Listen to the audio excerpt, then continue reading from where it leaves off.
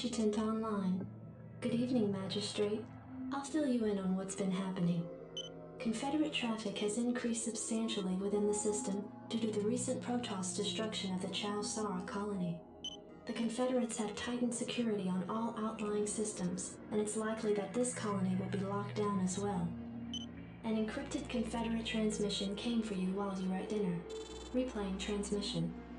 Greetings, Magistrate. I'm General Edmund Duke of the Confederate Security Forces Alpha Squadron.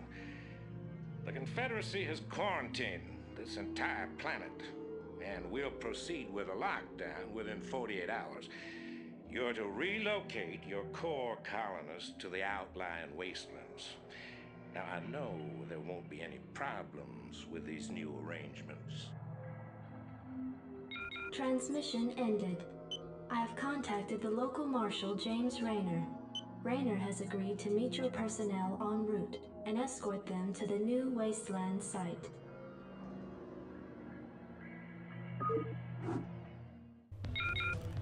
Welcome back to StarCraft and welcome to the first real Terran mission, which is still fairly tutorial-like, at least in the sense that we don't really have to do much, we just have to build a barracks and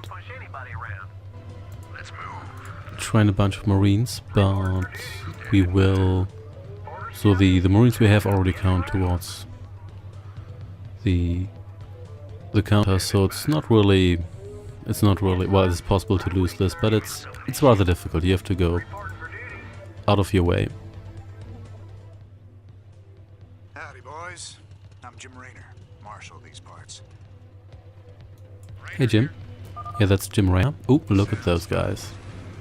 He is currently sitting in this vehicle here.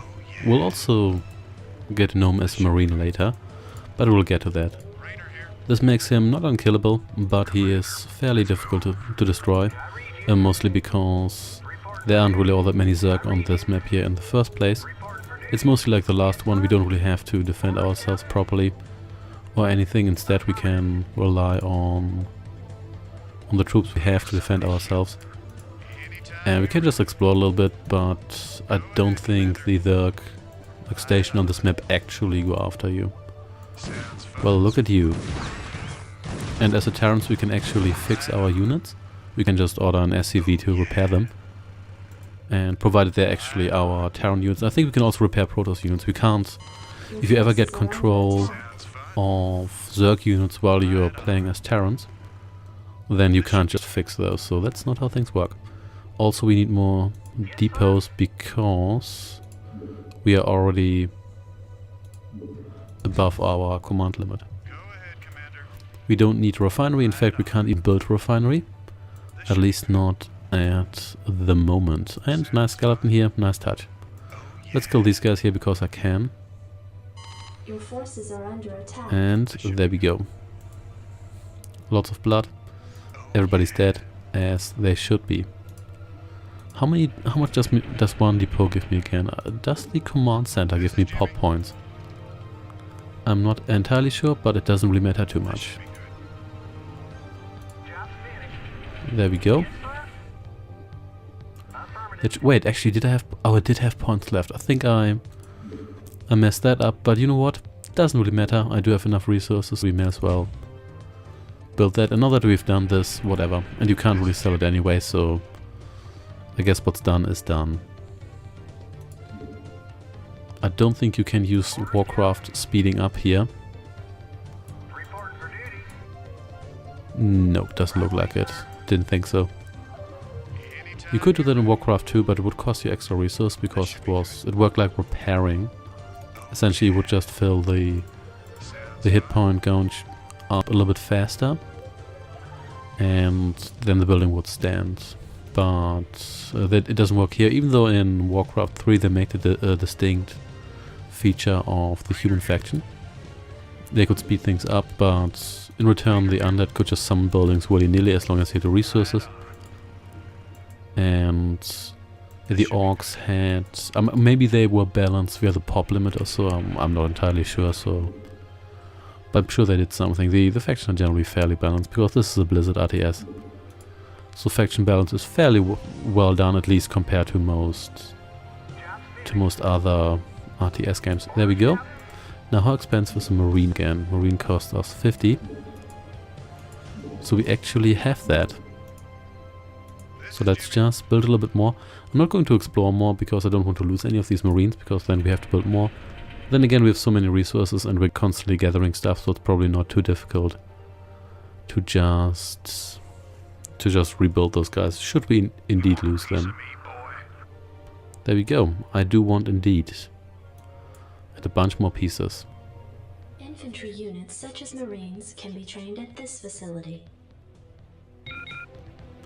Yep, we can indeed, and there you can see we do have 6 Marines already, because these ones here do contribute to our force.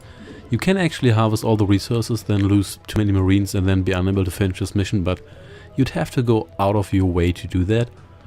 And if for some reason you mess up so badly, then the campaign probably isn't for you, but I can't really imagine anybody ever having done that without actively trying to lose this. And just 2 left. And then we're good to go. Rainer's a little bit damaged here, but it doesn't really matter. We can fix him, I may as well, because we don't really have anything else to do. So let's fix that. Well, let's fix Rainer's vehicle. There we go, well done. Oh yeah, and if you lose him, I'm pretty sure you lose the mission.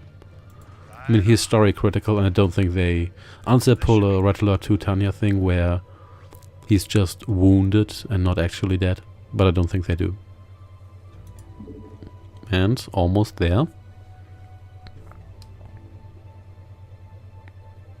There we go. Oh wait, no we didn't. Oh, we did.